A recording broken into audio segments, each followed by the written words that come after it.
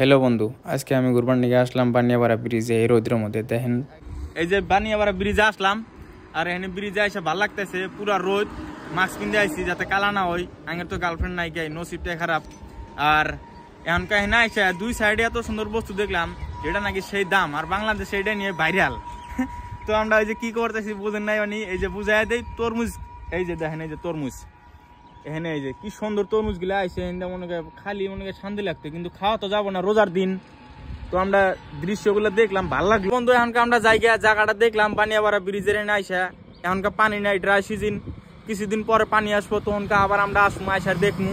তো এখনকার স্কুটি নিয়ে আসলাম। তো এই যে দেখেন স্কুটি, এটা এখনকার স্কুটি চালায় জামকা। এই যে আমার হেলমেট, জেডএক্স 10 আর হেলমেট না কি জানি কোয়াটা, তো আমরা কোয়ার হয় না।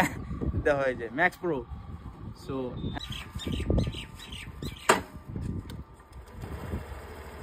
Bye bye. সিধা